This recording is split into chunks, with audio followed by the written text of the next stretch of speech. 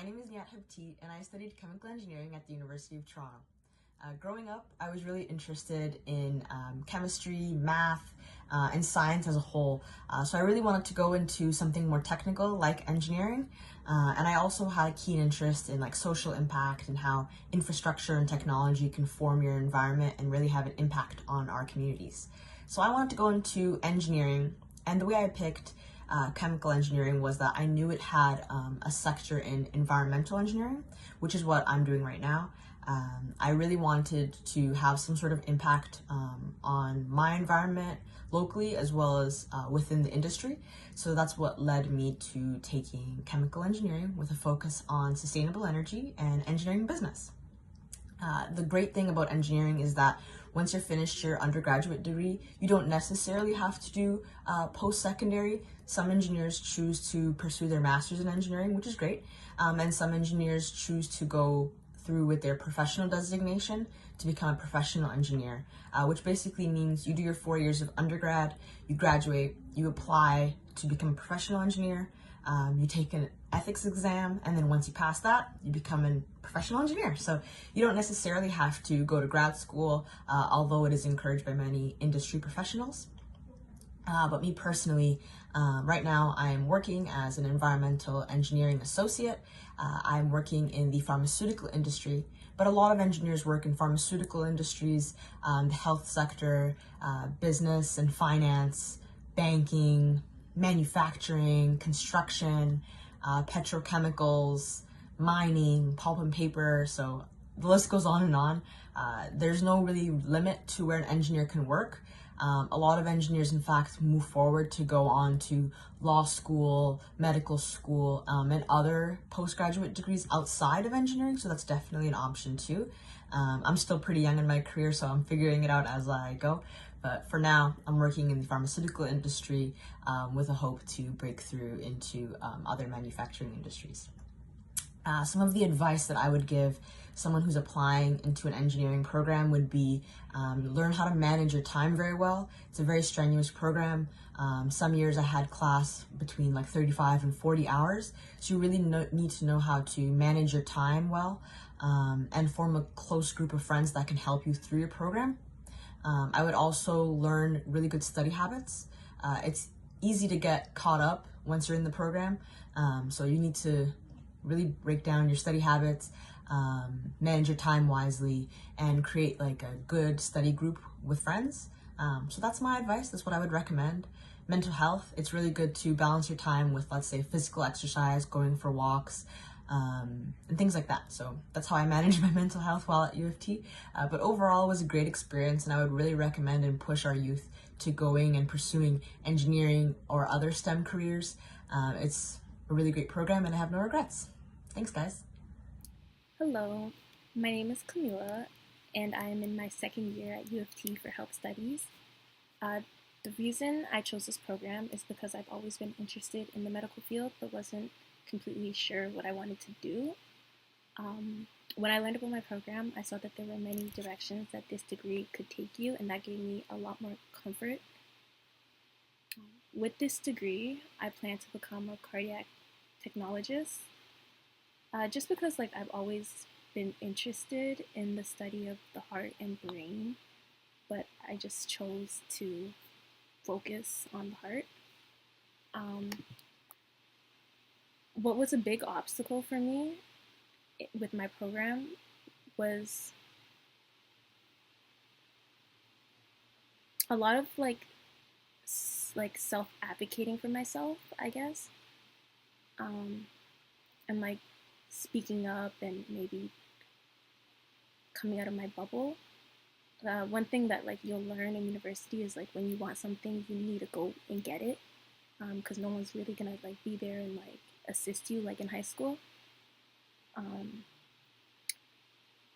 I feel like in high school, like even like you had friends, and those having friends in school is also something that's really beneficial, and like you should make a priority of like becoming friends with somebody in your class and just being friendly.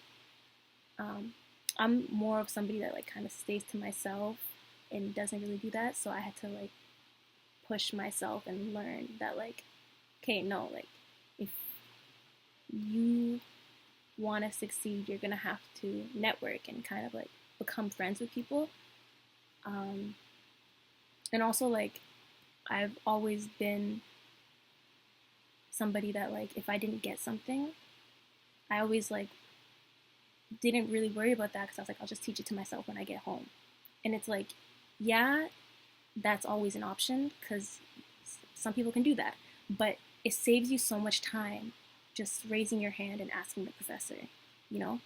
And, like, I know it can be intimidating because, like, my classes are really big and, like, sometimes some classes obviously you can't, but any classes where you have the opportunity where the professor does ask, okay, does everyone understand this, or is this clear?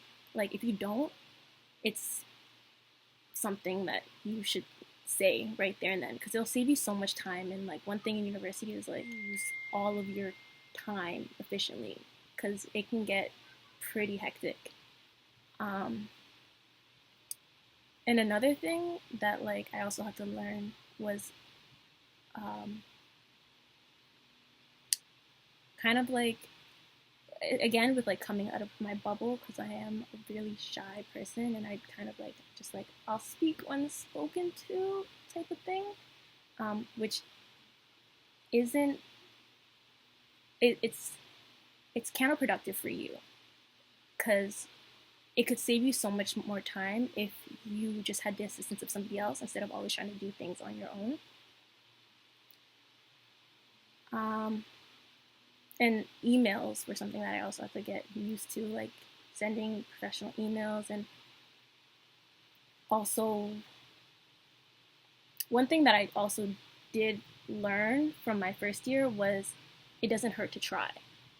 So, like, if you do feel like you are like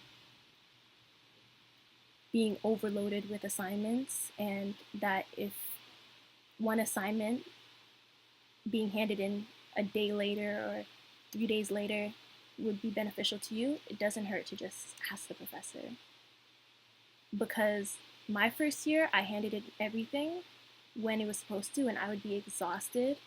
But then when I spoke to other people, they would be like, oh, I just spoke to her and she gave me an extension. I know it's not something that I should be telling you guys to ask for extensions, but it was just something that, like, in high school, the teachers, were always like, in university, this won't slide, this won't slide. But it's like, if you're very respectful and you come at your professors nicely, most of the time they'll understand. I'm not saying rely on it and don't do it often, but if you do feel like, okay, like, this is super stressful for me, and I could get such better mark if I like handed in that, if I just had that extra day, then definitely ask because it doesn't hurt to ask. And one thing that you have to remember is, like, they're there because of you. They're there to teach you and, like, to assist you in a way. So don't ever feel like, oh, you're bothering them or anything like that. Because I feel like that's how I felt. And I always kind of did everything just on my own. And I was like, okay, I'm just going to get it done. Who cares if I don't sleep, you know? Like, it's just going to be done. But it's always good to ask. Because what's the worst that they could say? Just no, right? But I think, like, that was a big thing with me. I don't know if that's with you guys. I'm just really shy and, like, timid. But that was something with me. The best advice that I could give somebody coming out of high school would be organization.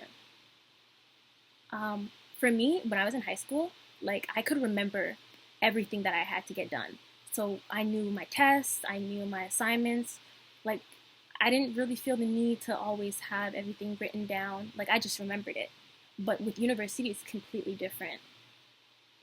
If you try to do that, you will be struggling because you'll come to either miss assignments or have to do them last minute, and just it's going to be rushed and it's not going to be your best work and you're not going to be proud of it. That was something that, like, I had to, like, definitely get on right away, because writing down everything, and then also like even sticking it like on your wall, like on a calendar, not just like right on your wall, but um, like anything like that, sticky notes, buying like organizers. I know it sounds extra, but like when I saw what other students were doing and like how much easier it made their experience, like it's really beneficial. And I really wish I did that right in the beginning. Um, I feel like that is one of the best tips that I could give somebody, is just staying organized, um, and just don't feel shy to ask questions or make friends or any of that stuff, because it'll really help you in the long run. Well, that is it. So, bye guys. Hi guys, my name is Siffora, and I completed my undergrad at the University of Toronto with a bachelor's in kinesiology. So a bit about why I chose my program. I was always interested in like the health sciences, and I wanted to be in like the healthcare field. And then I was thinking about my passions.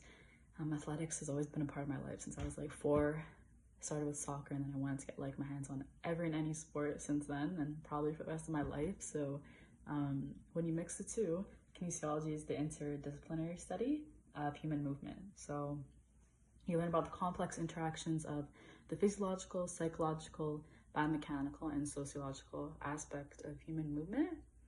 And some courses you can expect in your undergrad at some point are courses like human anatomy, biomechanics, cardiorespiratory physiology, ethics, or sports psych, exercise psych, sports marketing, sports medicine, ergonomics, and there's a lot of physical cultural study courses. So if that's something you're interested in, it's definitely something you want to look into. So if there's any grad school requirements, I wouldn't say there's grad school requirements per se, but it's definitely highly recommended. So right out of your undergrad, you can take your licensing exam to become a BKin, which is a registered kinesiologist in Ontario. But I would say it's a pretty entry-level position. So if you do want to further your career, I would say more schooling is required. So a lot of people go into careers like chiropractor, physiotherapy, occupational therapy. You can go into massage therapy. There is strength and conditioning coaching and personal training. If the physical aspect is something you're more interested in, you can go into teaching, medicine, dentistry. I would say that kinesiology is definitely a solid foundation, and it definitely does open up a lot of doors. And so they do give you a solid foundation, and you have a good knowledge going into these other career paths that you are interested in. I would say my biggest obstacle. How did I overcome my biggest obstacle? Time management is my biggest obstacle. It's definitely something I'm working through day by day. But I would say being more organized is definitely something that helps. So just, coming up with like a daily plan, set daily goals, weekly goals. That's something that definitely helped me out. How do you take care of your mental health while in school? So mental health is something that's very important. It is very, very, very important. I would say for me, how I help myself, because I love being physically active, intramurals was a great outlet for me. I joined like soccer, basketball, intramurals, and there isn't too much of a commitment. It's like once a week. So I definitely love that as a great outlet for me. I would say my part-time job is also a pretty good outlet. Like I was there on the weekends, so Monday to Friday you're in school, and then my job on the weekend. So definitely got my mind off things. And I would say having a solid support system is definitely key. So surrounding yourself with like individuals who are in the same boat. A lot of my friends were going through the same thing, so having someone to talk to and someone you can like get advice from is something I definitely benefited from. And then I would say like schools offer mental and wellness programs, so we all pay into these with our tuition. So if therapy is something that like is for you, then it's something you should definitely look into. But other than that, the best advice I would give to the youth moving forward is just like, I don't know, take your time, put yourself first, focus on yourself. I know coming right out of like high school and deciding what you want to do for the rest of your life is very scary, it's very intimidating, but like it's not set in stone, you know? What you're doing now is not what you're going to be doing like in the next 10, 20 years. A lot of people switch careers, a lot of people have side hustles. Like this isn't the end all and be all. And I know like that 18 to 25, like young adult period is like societal expectations and parental expectations like really play a big part in things. And, you know, if they say if you're not here by this age, you know, by this time, then you're a failure, but like you're not. So just focus on yourself. And someone told me once, like, once you put yourself first, you're gonna disappoint some people, and they're gonna disappoint you too, and that's okay. So just take time, figure out what you like, figure out who you are, and everything will fall into place, and you will get to where you want to be when the time is right.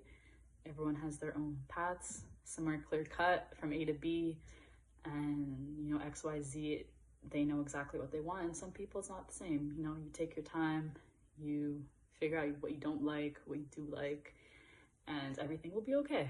So hope this was pretty informative. If you guys have any questions, feel free to message me.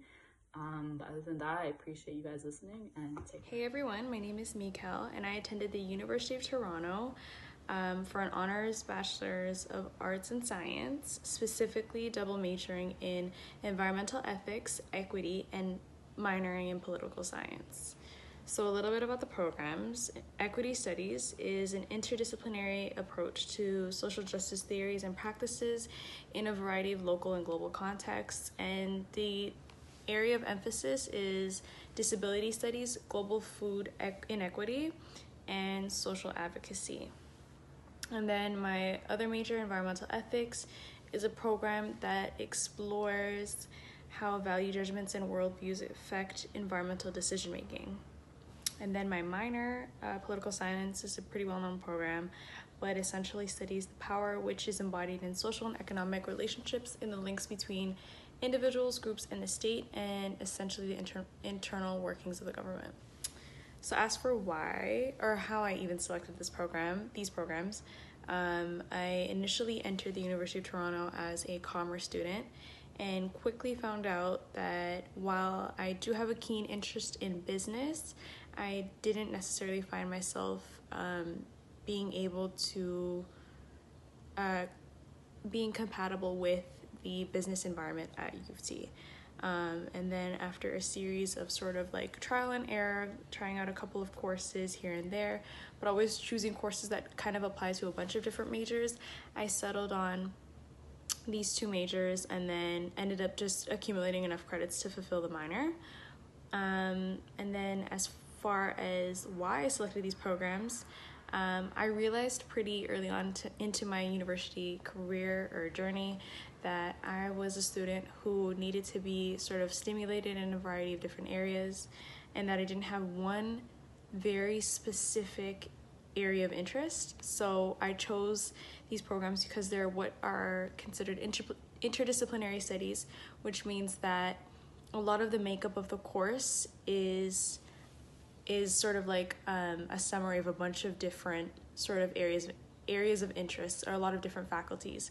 So you'll find that in both these programs, you touch on political advocacy, you touch on a little bit of the science element for the environmental ethics, you touch on a lot of the economics of the environment, for instance. And so that's what I really enjoyed about these programs, and that's what I think helped propel me in terms of my progress in these programs.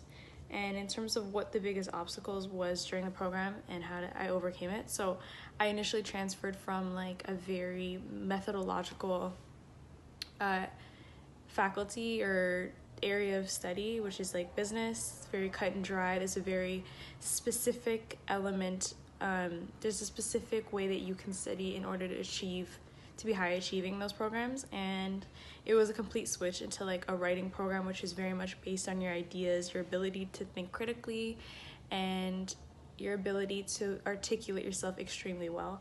And so that was a huge adjustment, but definitely well worth it, because I think that the skills I gained in those programs will forever serve me, and will serve me in many different ways. And then, what's the best advice you'd give to youth moving forward? Do your research.